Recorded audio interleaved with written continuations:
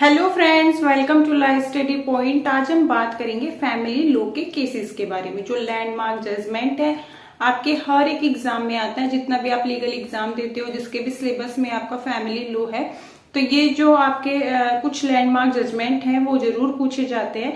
तो आज हम उन्हीं के ऊपर डिस्कशन करने वाले हैं कि कौन कौन से जजमेंट हैं आपके। तो आप वीडियो के लास्ट तक बने रहें, वीडियो को लाइक और शेयर भी करें, चैनल को सब्सक्राइब भी करें, साथ ही बेल आइकन पर भी प्रेस करें, जिससे आगे आने वाली हर एक वीडियो का आपको अपडेट मिलता रहे। साथ ही आपने जैसे अभी तक अगर हमारा टेलीग्राम ग्रुप ज्वाइन नहीं किया है तो वो भी ज्वाइन कर लीजिए, लिंक आपको डिस्क्रिप्शन बॉक्स में मिल जाएगा। तो चलिए अभी हम बात करते हैं कि जो फैमिली लॉ के केसेस हैं वो कौन कौन से हैं। तो देखिए फर्स्ट केस देखेंगे हम, सुशीला कुमारी वर्सेस प्रेम कुमार। ठीक है, ये जो केस था आप साथ में लिखते भी रहिए। ठीक है, ये जो केस था इसमें क्या हुआ कि हस्बैंड ने एक पिटीशन दायर की दिल्ली हाई कोर्ट में कि मुझे अपनी पत्नी से क्या होना है, अलग होना है। ठीक है, अब अलग होना है, ठीक है, बाद में जैसे वो अलग होने की जैसे प्रोसेस होने लगी तो उसने क्या हुआ, अलग रहना स्टार्ट कर दिया अपनी वाइफ से।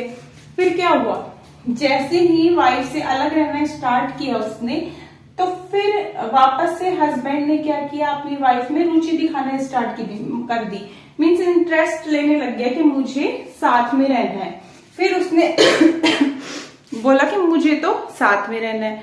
तो जब अलग रहने की डिग्री पारित हुई थी और फिर साथ रहने की, तो ये तो क्या हुआ, ये मतभेद हो गया। तो दिल्ली हाई कोर्ट ने क्या किया, जो डिग्री पारित की थी उसको क्या किया, रद्द कर दिया। तो ये जो केस था ये बहुत इंपॉर्टेंट है क्योंकि एक ही केस में दो चीजों का मतलब आ रहा है, मीन निकल रहा है इसमें कि साथ भी रहना है और नहीं भी रहना। तो सुशीला कुमारी वर्सेस प्रेम कुमार। ठीक है, फिर सेकंड केस देखते हैं, यूसुफ वर्सेस सौर मीना। ठीक है, इसमें क्या हुआ कि क्या होता है कि जैसे मैं हूं, ठीक है, कल को मान लो मेरी शादी हो जाए और मुझे क्या लेना है, डिवोर्स लेना है। ठीक है, या फिर कोई भी व्यक्ति है जिसको डिवोर्स लेना है, तो कैसे पता लगेगा कि विवाह है या नहीं है, ये टूट गया है या तोड़ना है इस विवाह को, कि पिटीशन तो फाइल हो गई है। तो अदालतों को ये निर्णय दिया कि वास्तव में विवाह टूट गया है या नहीं, अदालतों पर छोड़ दिया गया क्योंकि ये जो विवाह था इसमें भी यही हुआ कि वास्तव में विवाह टूटा है या नहीं टूटा, इस पे अदालत पे छोड़ दिया, मीन्स कोर्ट पे छोड़ दिया गया था। तो ये भी अपने आप में बहुत इंपॉर्टेंट केस है। ठीक है, अब थर्ड केस देखते हैं, चांद धवन वर्सेस जवाहरलाल धवन। ठीक है, चांद धवन का केस क्या था कि जो आपका सीआरपीसी मींस जो आपका क्रिमिनल प्रोसीजर कोड है उसमें सेक्शन 125 है, आपका सेक्शन 125, उसमें क्या है, मेंटेनेंस के बारे में बता रखा है। ये सबको पता है, ठीक है, पर मेंटेनेंस के लिए तो बता दिया, पर किस किस को मेंटेनेंस मिलेगा ये भी बता रखा है। पर इस केस में क्या आया कि इसमें बोला गया कि मेंटेनेंस तभी मिलेगा जब विवाह रोगग्रस्त या टूटा हुआ हो। देखो मान लो वाइफ हस्बैंड अलग अलग रह रहे हैं, ठीक है, इन्होंने क्या किया था, एक पिटीशन फाइल की थी, मान लो ये वाला केस ले लो, अलग अलग हो गई। ठीक है, तो अब क्या हुआ कि वाइफ है जो, अब तो बहुत सारे केसेस आ रहे हैं कि हस्बैंड को भी मिलता है कि अगर वाइफ की जो लाइफस्टाइल है वो बहुत अच्छी है, वो बहुत पैसे वाली है, तो उसको मतलब लेने की जरूरत नहीं, देने की जरूरत है।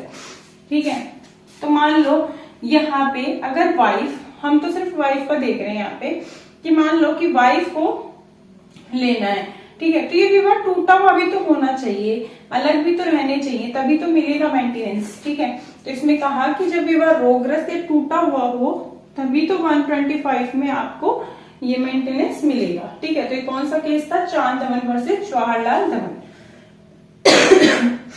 फोर्थ केस देखो, अंकुश नारायण वर्सेस जहानाबाई। ठीक है, जहानाबाई अंकुश नारायण का इस केस में क्या था कि क्या हुआ, एक विधवा थी, एक विडो थी, गोद लेने पर दत्तक परिवार में संबंधों में पुराने हिंदू कानून के तहत स्थिति नहीं बदलती है। इसमें क्या कहा कि जब एक विधवा जब भी किसी बच्चे को गोद लेती है तो दत्तक परिवार में संबंधों में पुराने हिंदू कानून के तहत किसी भी स्थिति में बदलाव नहीं आता है। मतलब जब भी कोई विडो किसी भी मतलब बच्चे को गोद लेती है तो क्या होगा, जो हिंदू कानून है हमारा उसके तहत जो दत्तक परिवार है उसके जो संबंध में स्थिति है वो बिल्कुल बदलाव नहीं आएगी। ठीक है। तो हमने 4 इंपॉर्टेंट केस देखे अलग अलग चीजों के। अब 5th है, ये बहुत इंपॉर्टेंट केस है आपका, लिली थॉमस का सुना भी होगा, वर्सेस यूनियन ऑफ इंडिया। इसमें क्या है कि देखिए, एमएलसी है, मींस विधान परिषद का सदस्य है, एमएलए है या फिर एमपी हो,